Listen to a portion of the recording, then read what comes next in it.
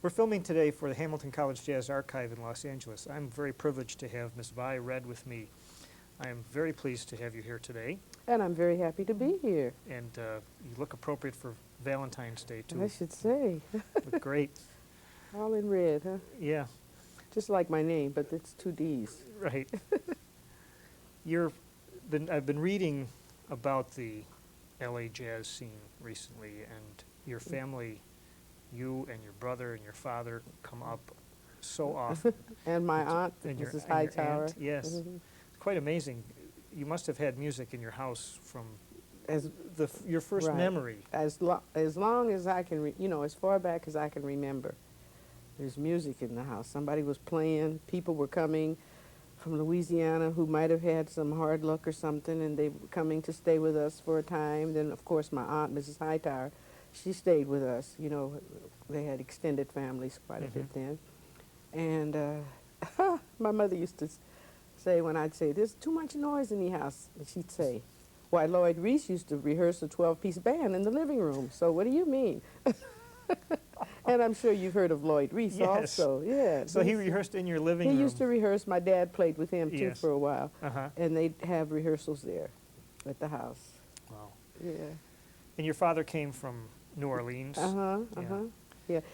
Daddy was born in Baton Rouge, as they say. But he grew up, spent most of his childhood in New Orleans till he came west with my grandmother. What was the reason for coming west? Did he ever She talk about it? She came out cooking. She was cooking for a family. And she'd had a restaurant in Baton Rouge. And this is what I was told. That's why they came out. Yeah. And for more opportunities. Right. You know. What directed you to first of all, singing? First of all, singing. Well, my aunt, Mrs. Hightower, I mean, you did everything with her, you know. And as I recall, the first time I ever appeared in a church, and there was so many churches we went to.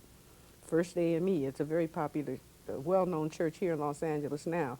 It was formerly called 8th and Town, but now it's First AME. It's been very active in all of the social programs, and Pastor Murphy's a wonderful minister there. But I must have been about 5 or 6 when I sang, and that's the first time I sang, "I will make you fishers of men if you follow me." And I remember that singing in the church for the first time. And then after that there was piano, and then there was the instruments and so forth, but we all sang, you know. So that's... You had mentioned a tune that you can recall. Oh, that was later. That was later. That was later. We had a friend that came from Louisiana, and my mother's friend, one of my mother's classmates, her name was Mayola Givens, and she was going to Southern University or something at the time, and she had some bad luck or something. She came and she stayed with us, and she played beautiful piano, and she used to play this song called "Never Should Have Told You," and she'd sit there and play, and she was a very attractive woman, and that's when I kind of felt like I wanted to sing too. Yeah, when I heard "Never Should Have Told You," that you're marvelous, and so forth and so on. So were you a singer before you were a saxophone player? It was all going on at the same time. It was all going on at the same time. Maybe singing first, you know, because I didn't start the saxophone until I was about 12. Yeah. 13. I had piano, and I regret to this day that I didn't keep it. I can play just, you know, to teach myself songs or things, but I didn't keep. My aunt was always trying something new. You try this, you like this, play the clarinet, you know. Yeah. So I ended up with the alto saxophone and the soprano saxophone. And when I was in college, I took flute. And, oh boy, that knocked me to my knees. That was very difficult for me. Yeah. Especially the last register, and I don't think I can play it till today. The high one or the low one? The high. The high one, yeah. Yeah, I just could never. And then I was busy playing for dances. I had a little band then. Right. Eric Dolphy was in the flute class, and I said, "Eric, I'll never be able to play this thing, you know." I had such a hard time with that flute, but I said, don't forget it. You know, when you're like 18, 19, you know, what do you think about the future, Right. so to speak? Well, Eric did all right with the flute. I should say he did. Yes, he did. My, the music that was played in your house Hmm. off the records, was it a combination of things? Was it, Yes, yeah. because my aunt loved Duke Ellington, you know, and of course we love Nat King Cole, and it's very interesting too because some of the I have a cousin now that I see often. So in those days, some of the families frowned on jazz, you know, as some of them still do, unfortunately. Mhm. It's very, very sad to know that they made these wonderful contributions and people would call it the devil's music. And all. But I Mhm. was blessed in that I didn't come up with that kind of environment. Um, and I had a Christian home, Mhm. but my aunt, Mrs. Hightower, who had been in vaudeville and uh, knew Sam and Hattie McDaniels. In fact, Sam McDaniels used to work with my father. You know, we were all about the arts too. This was important to my family. So we heard some of all kinds of music, and when she would teach us, we'd play marches, we'd play overtures, we played jazz, you know, just all kinds of music. But she adored Duke Ellington's music. So I Mhm. heard some of everything coming up. And Corey used to have to come over because his mother used to say, "Don't bring that jazz in here." He would just want to hear Nat King Cole, you know. But he'd have to come to our house to hear it. And I'm very grateful for that experience. Yeah. Yeah. And your aunt taught in the public school system No, in she Los taught. Angeles? She taught in the public schools down south. Uh-huh. But when she came to Los Angeles, she taught privately. Mhm. But she filled up the public schools with her students. Yeah, many, many, many of them. And you know. some well-known people, including Right, yourself. right. Melba Uh-huh. Lister, Dexter Gordon took lessons from Alma. In fact, Dexter's father was her doctor.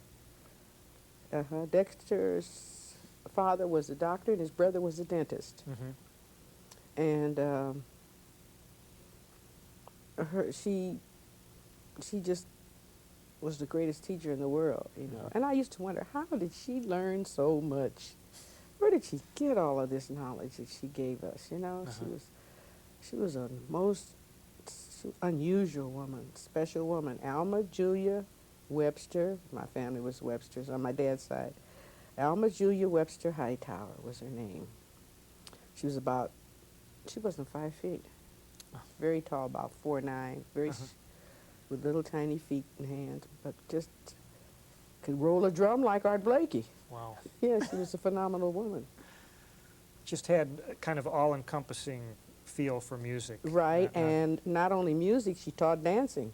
Mm. She taught dancing, and she taught my late brother, who she taught him a lot of the Bert Williams materials. And, well, she was just something else. I've never known any other woman like Yeah. her. How did swing music affect your father's profession as a drummer? He started out as a Dixieland oriented Well, I drummer. guess he was just kind of about meshed. everything? It was Yeah. all meshed for him. Okay. I mean, and it's kind of hard to divide the idioms. Yeah. You know, Daddy played with Kid Ory. You know, he played with Les Haight. In fact, Daddy took when Les Haight. No, when Benny Goodman, Lionel Hampton went to join Benny Goodman, Daddy took his place in the band. With Les Haight. With Les Haight, yeah. And he played with all different kinds of Then his last gig, really last gig, was at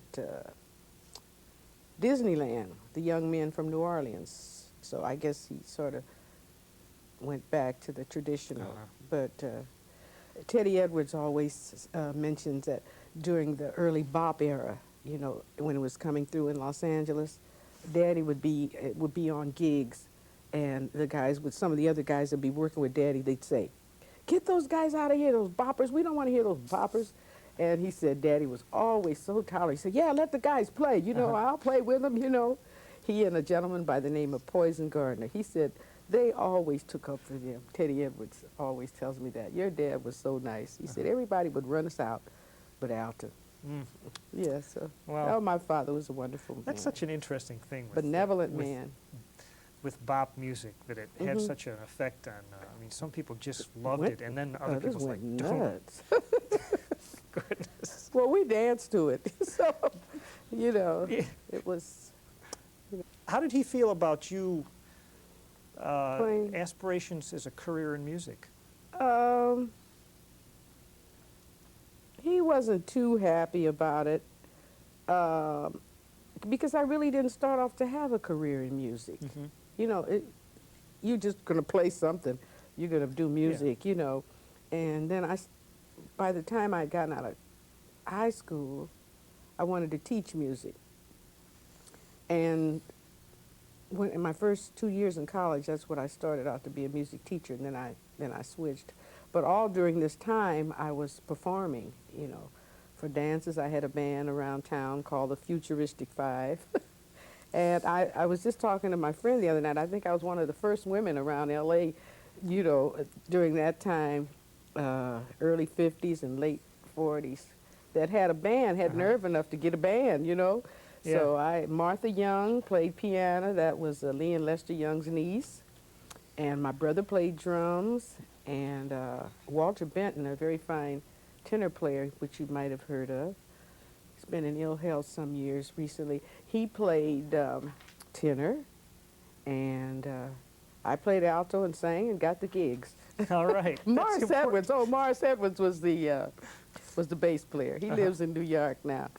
And I mean, that was really something, you know, in the early 50s. Yeah. You know, What did your song list consist of at that time? we were playing Dizzy's things. We were playing Good Bait, and we were playing, let's see, oh, boy.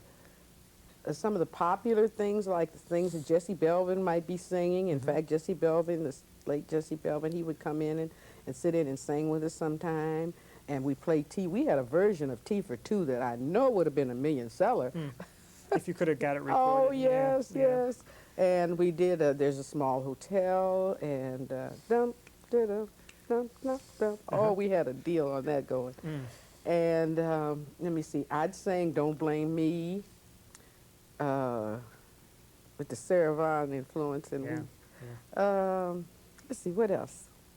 During World War II, when a lot of the fellows were in the service, did that make a difference for the opportunities? Well, see, I for the was women still in music? school then. I didn't really start until the 48. That's when I got out of high school. Yeah. But see, I wasn't playing then. My Right. father wouldn't let me come in the clubs. Yeah. You know, that was taboo. Mm. You know, at that age, I got started really like in the early 50s. Yeah. And the late 48, 49 is when I got my little band together. Right. And I started playing all these sorority events and things like that. Yeah. Sororities, fraternity dances. We used to play over at the place called the Alpha Bowling Club. It's a church now. And I'd play one night, and Hampton Halls would have a band there the other night. And the war thing, when the war was going on, I was in school, see. Mm-hmm. So I wasn't out there trying to compete, Yeah. you know, for jobs. My father was very active at that time, Right. you know, and he did well, so. You got, when was your first opportunity to record? With My first opportunity to record was in 1962, I believe. Leonard Feather came to hear me play one time. He was very impressed with my playing. And then Art Blakey, my former husband, Richie Goldberg, is a drummer. And he knew all the musicians from back east. And when he came out here, we married out here. And everybody would end up at our house one time or the other for me to fix spaghetti and chili and stuff. But anyway, that's when I met Art Blakey. And Art Blakey asked me to come and sit in with him one night. And it was at a place called the Renaissance, which is now the House of Blues. And so I took my horn, and ironically, Dexter was there that night too. Ooh. And yeah, we had a great time. And Alan Douglas from United Artists was there, and he heard me. And we decided to to record me for United Artists, and Leonard was in the middle of it, Mhm. and that's my first major recording. The album was called Bird Calls. It's a collector's item now, Mhm. so whatever that means. Did you have pretty control over what you wanted to play on that record? Well, for that date, for some strange reason, Leonard thought that the timbre of the sound of my instrument was much like Bird, Mhm. you know, and I've heard that, and I don't know how to even say that, you know. He was such a master of the instrument. Yeah. And so he came up with the idea of Bird Calls, and I did most of the tunes that Bird had done at one time, Anthropology, Old Folks, what else is on there? Just Friends, Lovers No More. I did Just Friends. But now Bird played Just Friends, but I just sang it. And I had excellent musicians to work with. Leroy Vinegar and Russ Freeman. Richie Goldberg was on drums. Bobby Whitlock. Had good support. Mhm. So I didn't have to play every singer when and I did sing If I Should Lose You. I did that on there too. Mhm. A song that I had heard in my childhood that I always liked. The same lady used to play that song. That's an old song. Uh-huh. An old song. Yeah. Were there opportunities that weren't available to you traveling with like perhaps big bands and so forth? Well, the only time that I really traveled with a band was much later in the late 60s when I went to Europe with Basie. Mm-hmm. And let me see, it was after Joe Williams had left, and they needed somebody that could sing the blues. Uh-huh. And I mostly sang rather than playing. These guys had some problems with me playing. But that's the only time. Oh, well, let's see. I mean, I go back a little bit. The first time I went out on the road was in the 50s with a gentleman that's still very dear to me. His name is Dick Hart. And he was very nice about really hiring women musicians, too. He'd always have a woman in the band. So I went to places like South Dakota and Montana. You know, that was my first experience, like traveling someplace, you know. But later on, as I said, I went with Basie on a tour of Europe in '68. Mm-hmm. We were gone, let's see, I think I was gone for about 18 days, something like that. It's been quite a while ago. It was great fun. Then when I went before that, when I first went to Europe, I went as a single, and then I played with European musicians. I was at Ronnie Scott's, and I worked 2 weeks opposite Ben Webster, then 2 weeks opposite Max Roach, then 2 weeks opposite Archie Shepp, 4 weeks opposite Coleman Hawkins.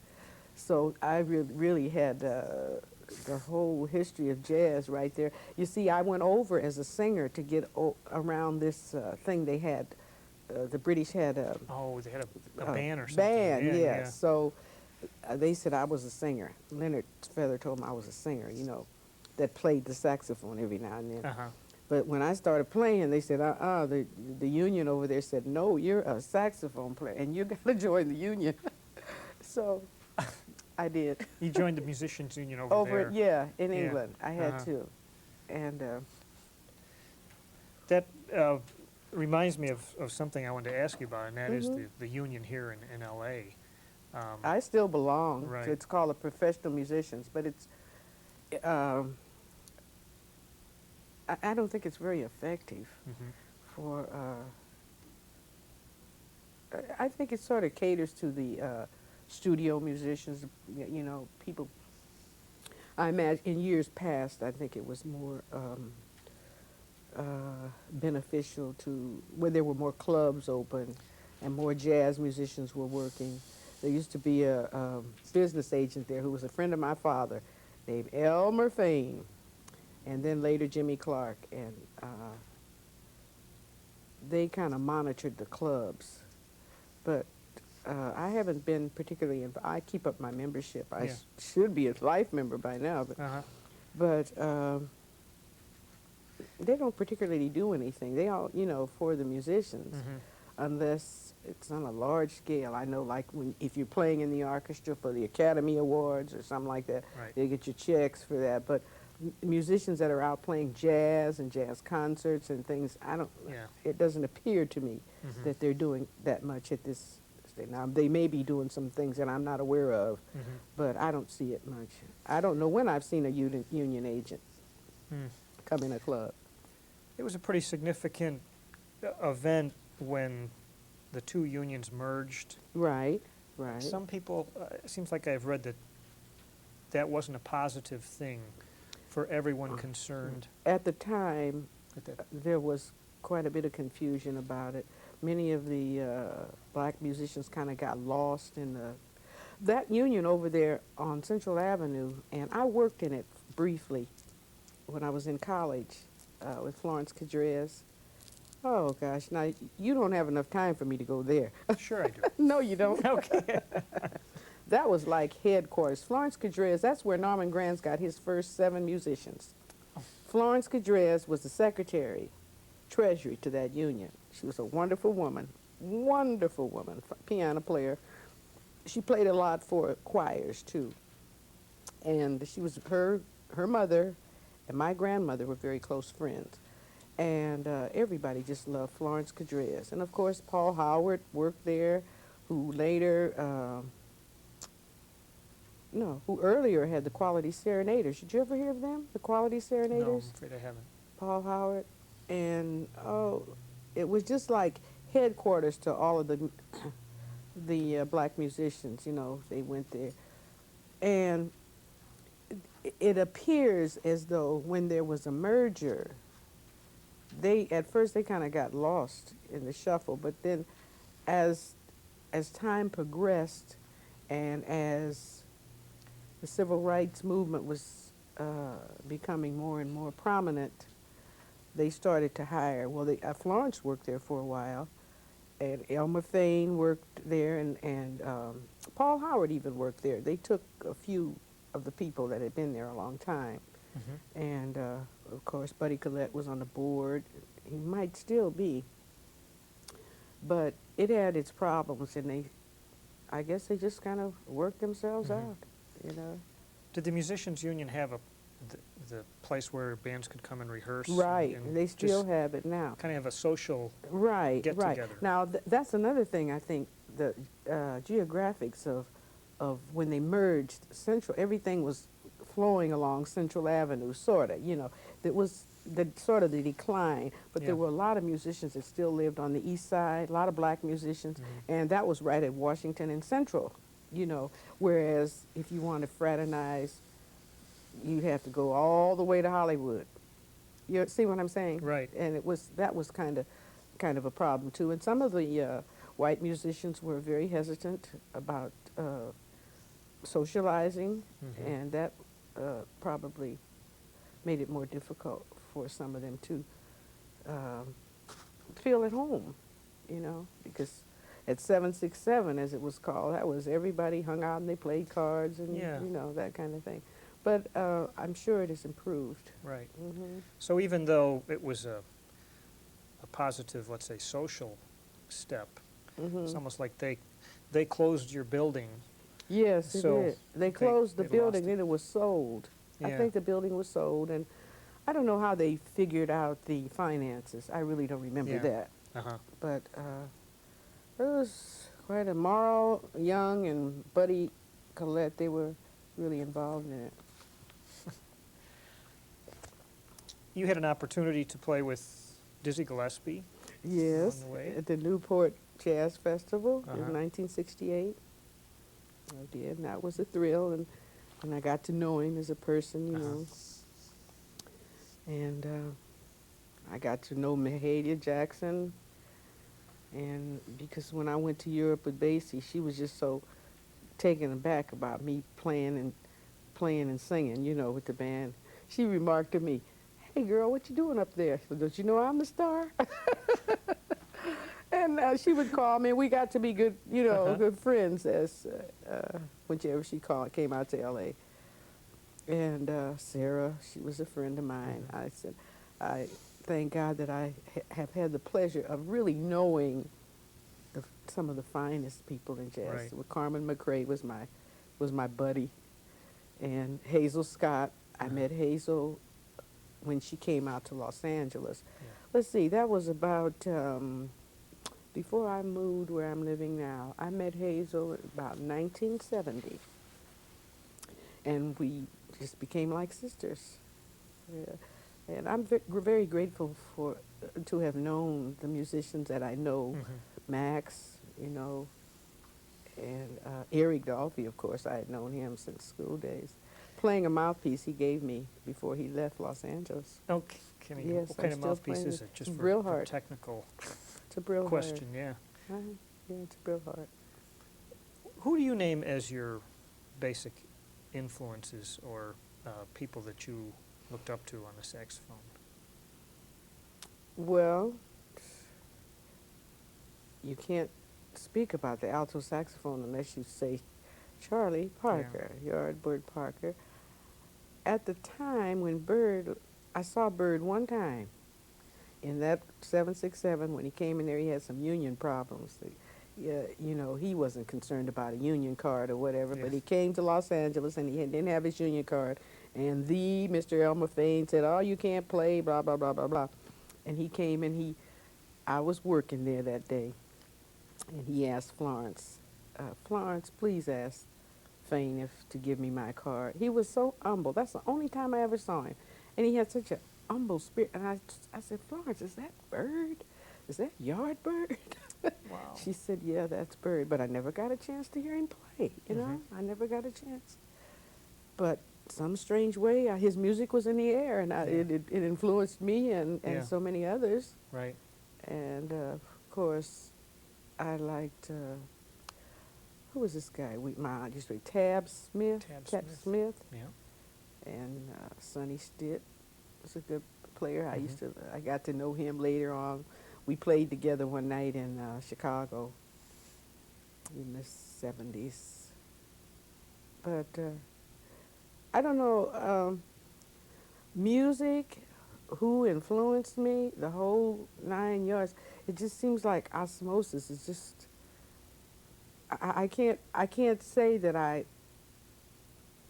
tried to play like somebody or tried to sing like somebody. It just, whatever I did, it just happened, sort of, you know. I like vocalists very much because my aunt used to make us, when we had to play a solo, she used to make us learn the lyrics to the song. And she'd say, "You're supposed to play like you're singing," you know. So I always did. I liked Billy Eckstine very much. And I hope that explains that. Yes, it does. Does it? And that's good advice about knowing the lyrics to a song. You're right. And Buddy Collette paid me a wonderful compliment once.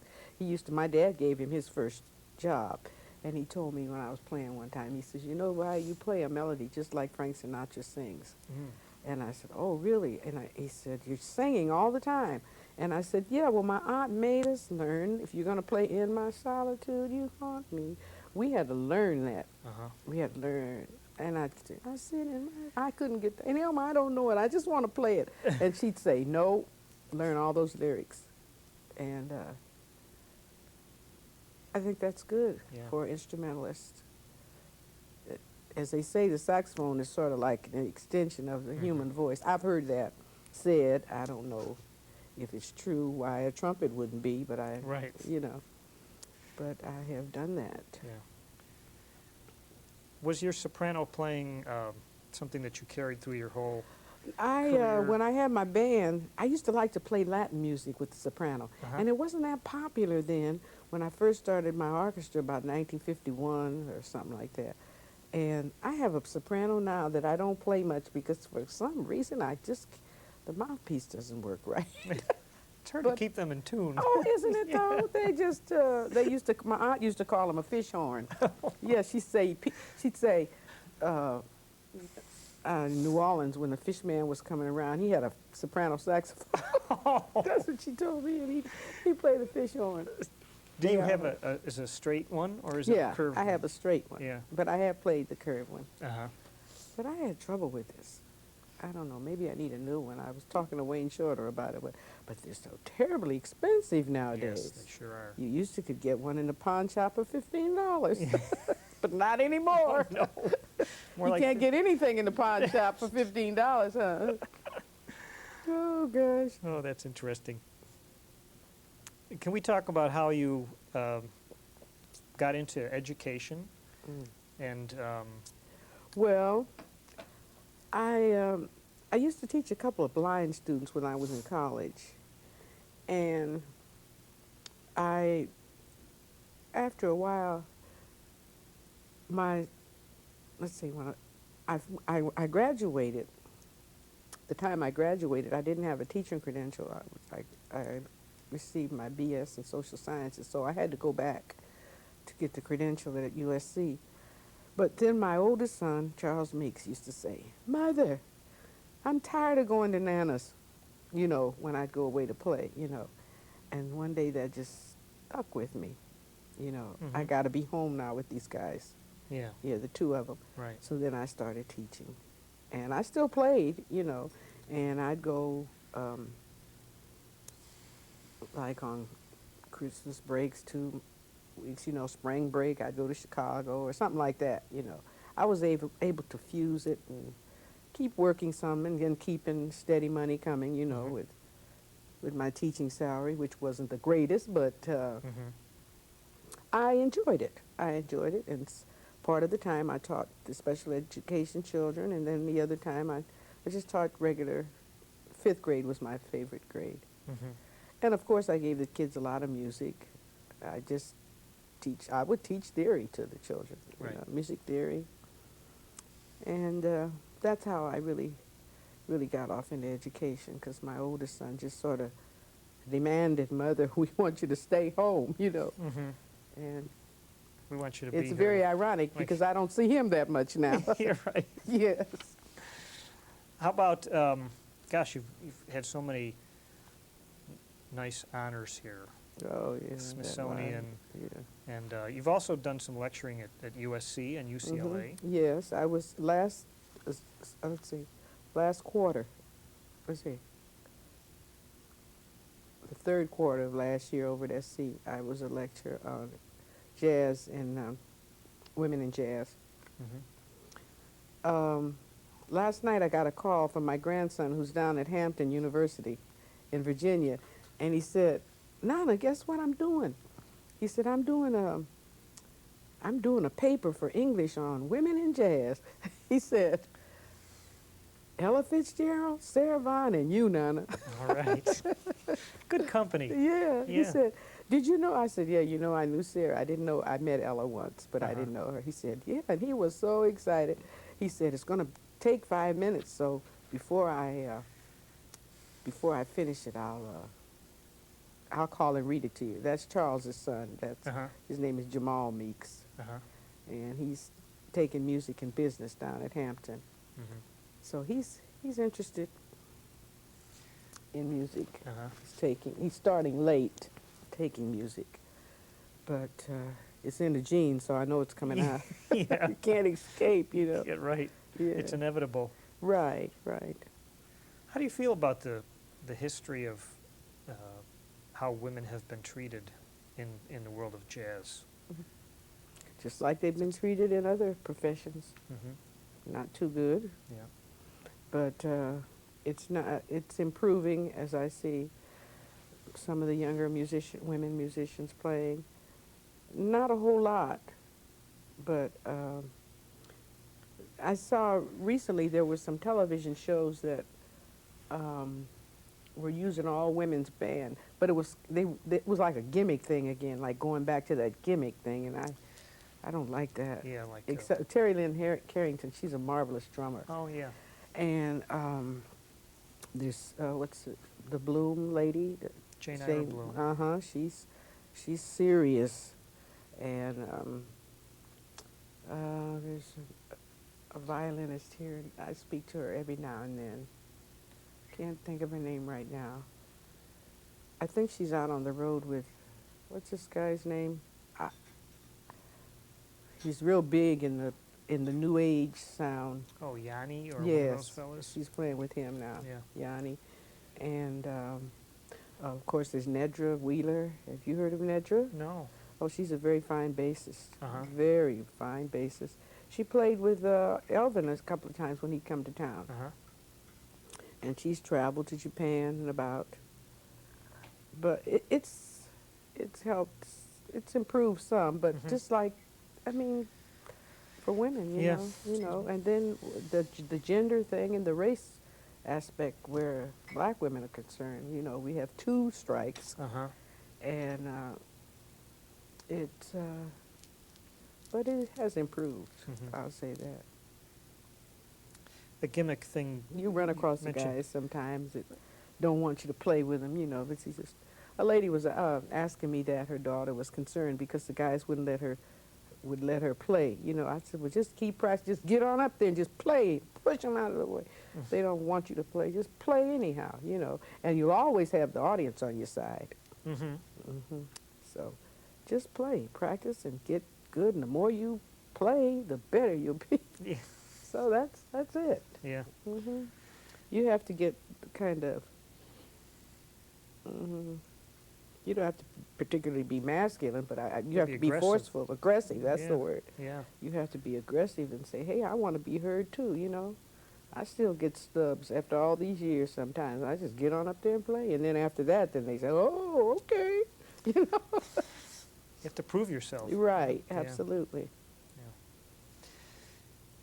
You had worked on a project with Benny Powell. Oh, yeah, for the National Endowment. Yes. Oh, what a great time we had. Yeah.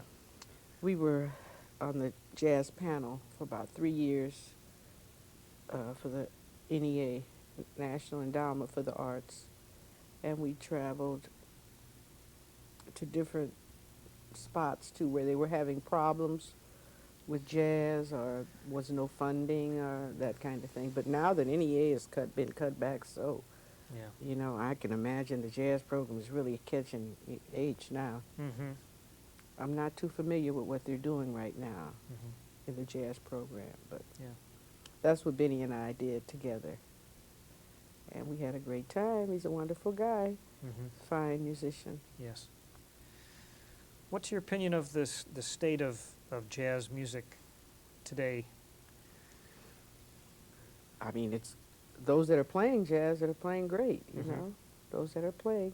I hate the fact that, you know, there's no jazz on AM radios where a lot of younger people could hear it. Mm-hmm. You know, most of the jazz is on the FM dial. And so, well, I guess most people have FMs now, but that's unfortunate, you know, that we don't hear enough of it, or that, like in Europe where they have the bands play for the radio stations and they play jazz, you know. The music that's being played by the Marcellus family and the other Roy, what's his name, Hargrove? Hargrove. Oh, yes. I love his playing. And Jerry Allen, they're performing well. Mhm. It's just that there's not enough of it. You know, when I was going, that's all you heard was jazz bands and rhythm and blues bands, say like Roy Milton and those kind of groups. But you don't hear too much of it now. Is there much of a jazz And- live scene in L.A. these days? Yeah, that it's sort of activating up over in the area by Lamert Park. Billy Higgins has a club over there called the World Stage. And on Saturday afternoons, he has many people, the jazz veterans come over, you know, like Max is in town or Elvin's in town. They'll come over there and play with the other young people. And I think they do that every Saturday. Somebody's there. And it's sort of a renaissance in that area over there Mm-hmm. in Lamert Park. but there, you know, like there are not a lot of clubs like there used to be a long time ago. Yeah. You know, so the kids really don't have a place to perfect their craft. You know, I think Billy's about the only place in LA where they're doing that now. Hmm. It's called the World Stage in Leimert Park. Yeah. And he's had some fine musicians come out of there. Black Note, have you heard of that group? No. B Sharp group. B sharp. Yeah, Yes. they came out of Billy's place. And there's a fine young lady that plays flute that, unfortunately, I can't recall her name now. She's doing great. And she's this offshoot of Billy's program over there on Saturdays. Maybe we should go over there Mhm. this afternoon, huh? You should. Oh, but I have something else to do. But you should. You should see it. Yeah. You really should. It says on your page you gave me here that Uh-huh. that you're frequently spotted making rounds of churches in the Los Angeles area. Yes, Yes. some people, you know, somebody's always wanting me to play for somebody's funeral or something. Yeah. I played for Dorothy Donegan, her, Uh-huh. and I play at my church, and that's where I began, you know, playing Yeah. in church, and that's where my roots are, and I enjoy it. And you know, if a friend of mine will ask me, why, will you play for our Women's Day or something like that? Right. In fact, I have to play for Sisters Day Sunday after next at my church for Black History Month. I'm on the program for that. So I enjoy Yeah. the music of the church Hmm. very much. Is there a connection between jazz and gospel Oh, for yes. you that you can Yes. put into words? It's kind of hard. In fact, Kid Ory told me many years ago when I was in college that jazz started in the church. That now, I don't know if he meant the traditional kind of jazz or what, but I'd like to say even just say like an Aretha Franklin, Mm-hmm. your strongest artists have church backgrounds. You know, your best singers and instrumentalists. Milt Jackson used to told me once. He said, "You know, I came up in a sanctified church. You know that the influence of the music of the church is you can hear it so in the gospel music. I'm sure you hear it in my playing. You know, when I play at church." Mm-hmm.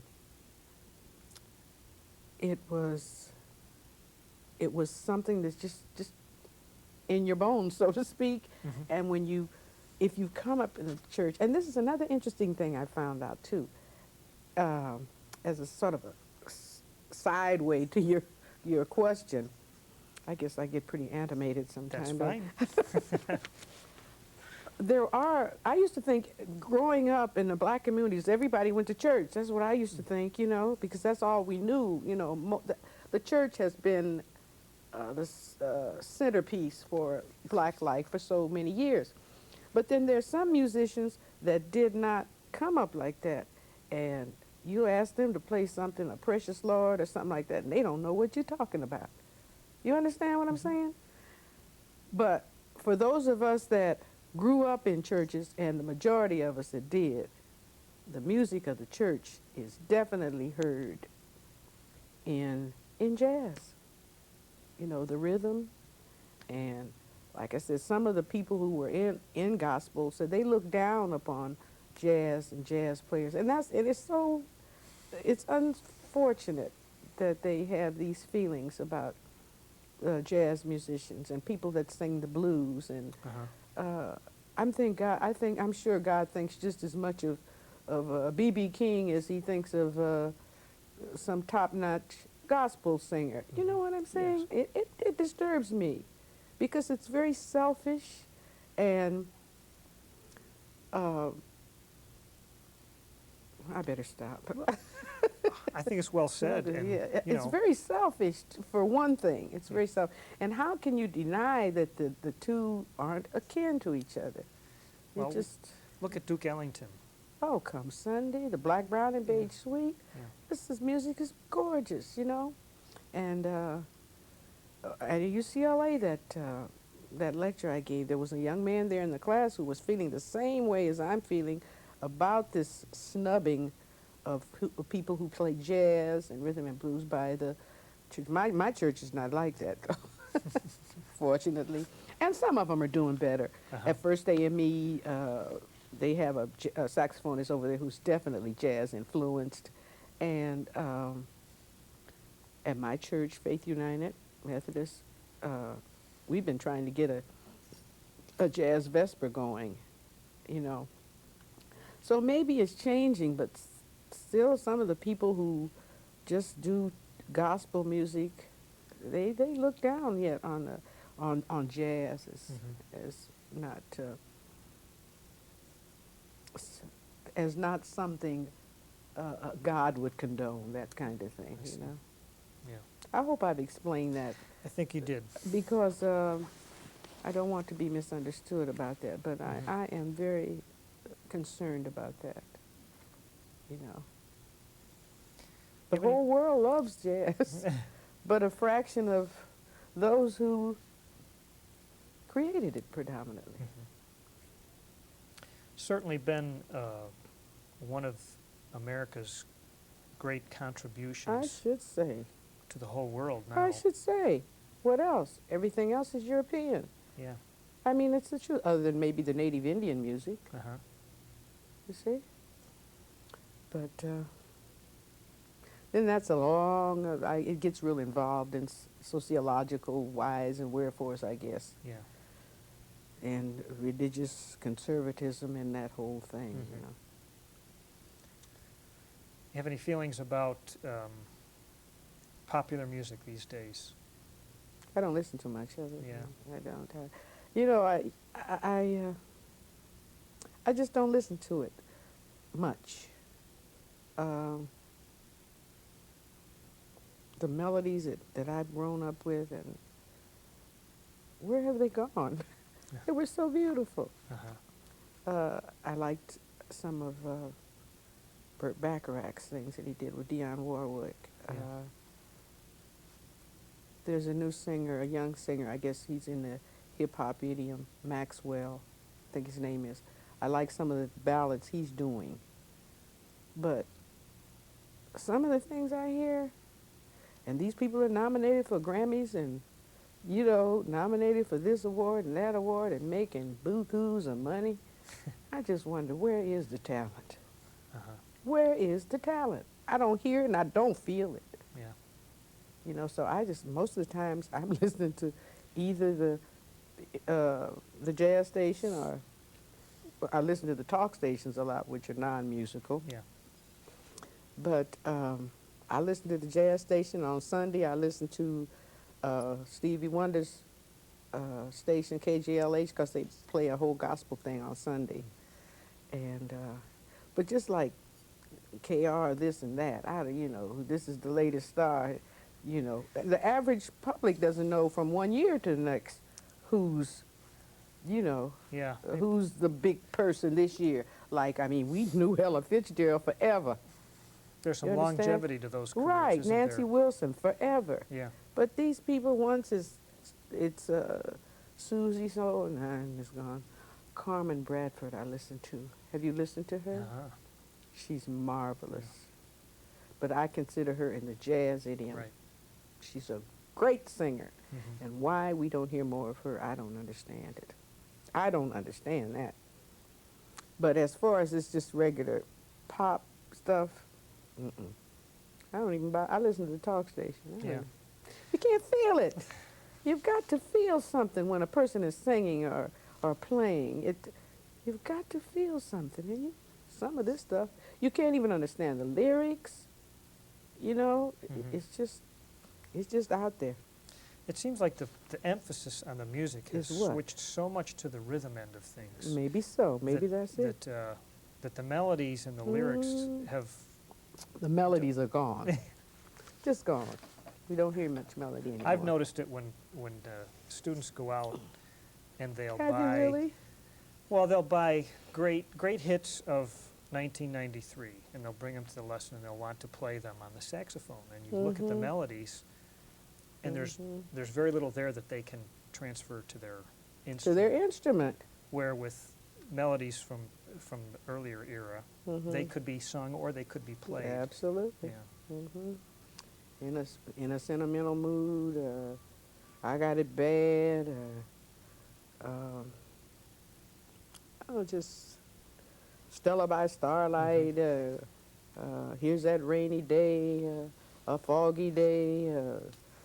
You just don't hear it anymore. Yeah. I miss it, and I really feel as though I try to be very open-minded, too, Mhm. because I listen to some of what the contemporary artists are doing. Sometimes, I mean, I just don't turn off the radio. I'm not going to listen. I used to listen to a station every night from 9:30 to 10 that was playing some, that was on television, though, that was doing some Oh. of the more contemporary things, and I really tried to listen. And like you said, I can't hear any melodies. You know, and melodies are important Yeah. to me. Lyrics are important too. But I guess. Well, do you ever that's the way take it out goes. your Hmm? recordings from years ago and put them on? Yes, to I them? do. Yeah. I do listen, Good. and they still, I must say, they still sound fresh. Good. They sound fresh. Good. When I listen to I did a thing too with Al Gray and the Mhm. Basie Band. Well, most of the guys were from Basie's Yeah. group, and hey, when I listen to me play Dinah or put it on mellow or something like that, Uh-huh.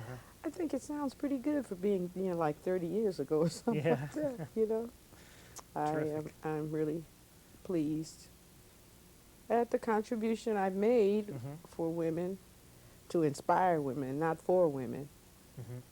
But I get calls too nowadays from younger women wanting to, take instruments, and how do I get started and all that kind of thing. And my aunt just found that reasonable saxophone that time and said, open your mouth, and she put the mouthpiece in there and said ta, and that was it. You're just going to play. And we didn't have much choice. And, my mother used to say, and I hear people say nowadays, oh, I wish I had taken the piano. Mhm. I wish I had taken the so-and-so. And mother would say, listen, I'm the mother because I'm supposed to tell you what you're supposed to do and what's good for you. That's what mother does. I mean, nowadays the kids tell mother everything, like, I don't want that. I don't want this. I'm not going to Sunday school. There's a lot of kids telling parents. Well, when I grew up, my mother said, well, what's the point in having a mother?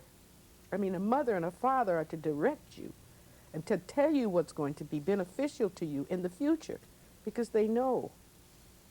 See, but there's a lot of the kids telling the parents nowadays what they're going to do. And then when they grow up and say, ooh, I wish I had taken that. My mother bought a piano, but I just wouldn't listen, Yeah. Well, it sounds like you came from a very strong Oh, I did. I family. had a Yeah, very strong and musical. Yeah, Yeah. strong. My father was like he was a gentle giant, very benevolent man, always concerned about the sick, and the musicians in those days had more of how can I say it?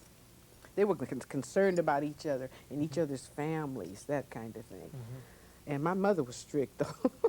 She was strict. But I don't regret it today. Uh-huh. I don't Yeah. regret it to this day. You can't date yet. You can't date until you're 16. And then when I got to be 16, it was a bus ride across town. And then she said, oh, no, you have to wait till you're 18 to be unchaperoned. That kind of thing. I mean, Wow. you tell a kid that today, Right. But then the whole society has changed. So. Yeah. I saw an interesting quote Mhm. from Marshall Royal about your father. Oh, you did? He said, your father could sell cheese to Wisconsin. Oh, you did? Daddy was a wonderful guy. I'm telling you, he was a wonderful man. And he must have been a good promoter of his own talents. And he was a good provider. Uh-huh. I had a wonderful childhood. And when I see poor little babies now, not enough food, no Christmas trees and no this and, oh my God, we'd have the tallest tree and the most Easter eggs in You know, that kind of thing. That was fun to us. Maybe it's not as much fun now. Maybe the kids have other things to compensate for. Maybe they have all the video games and that kind of thing.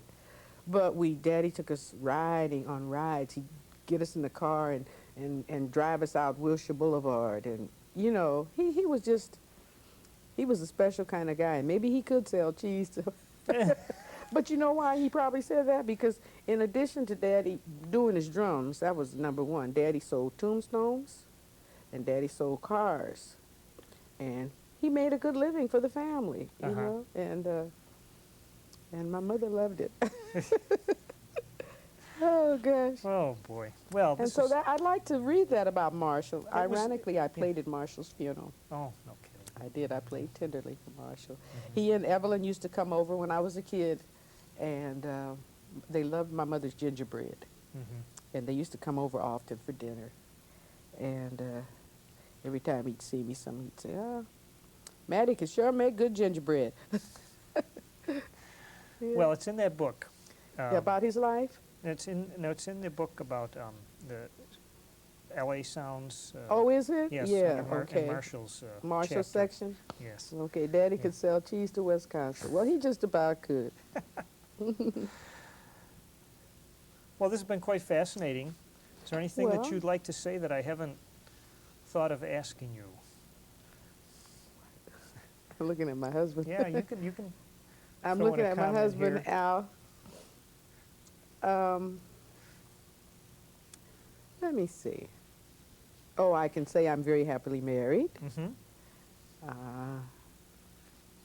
I have 2 sons. I've lost one. Yeah. And I have 3 grandchildren. And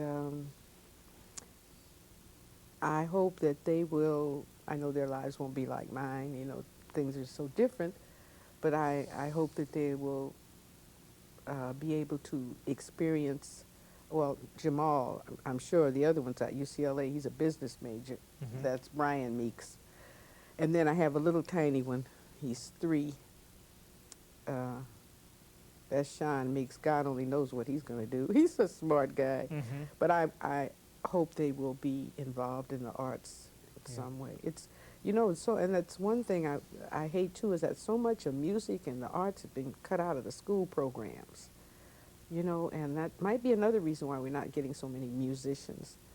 I don't know if it's happened where you live, but here in Los Angeles, we lost so many of our music teachers, and kids used to could rent a clarinet for $3 for a semester. If you didn't like that, then change to the trumpet. But that's kind of gone by the wayside now. And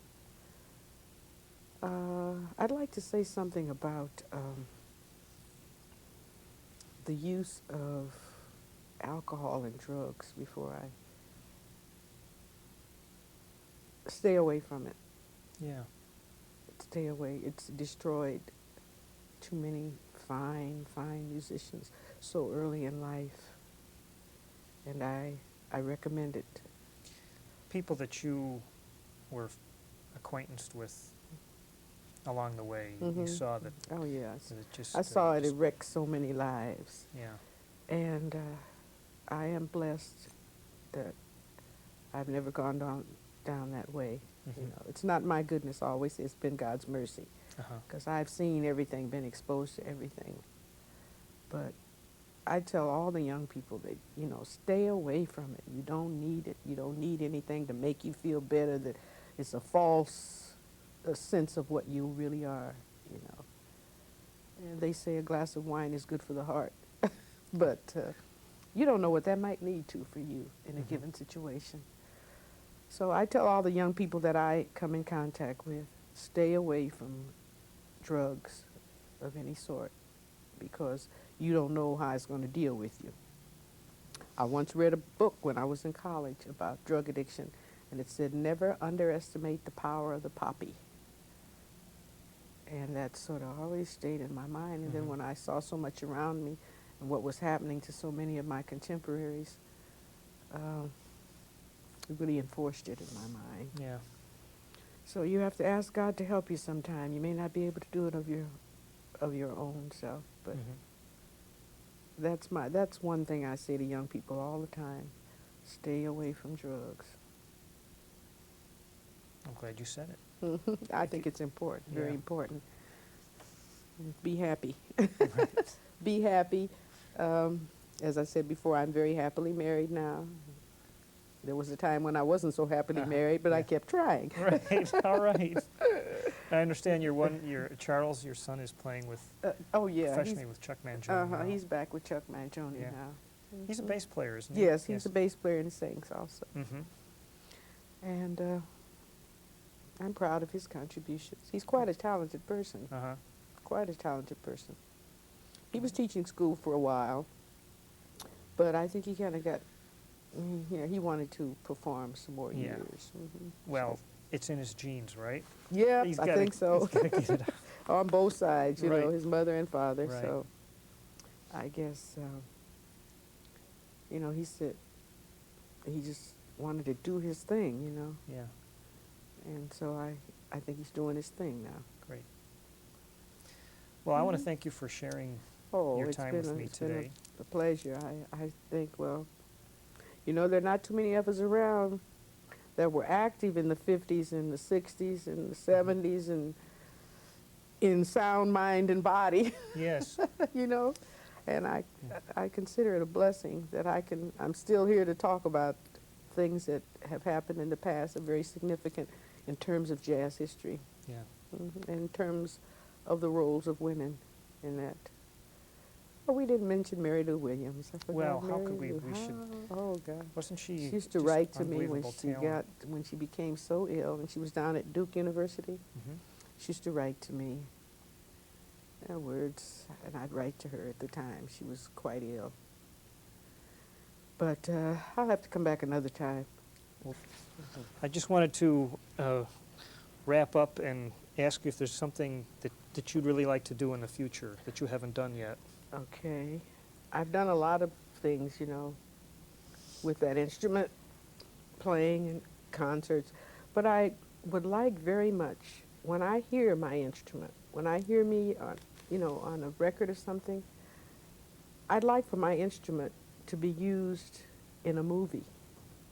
That's the one thing that I desire. And I think that it would be very effective. I'm not saying it in any vanity, but I just want to play in a movie. Uh-huh. If just my instrument, or even my instrument with other instruments, I just feel that so intensely, and that's what I'd like to do. Do you have a picture in your mind of what would be going on? Something with children, or even a mystery, some Mhm. kind of mystery. But I hear myself. Mm-hmm. I'm wanting to hear myself, Yes. I guess I should Yes. say, in a movie.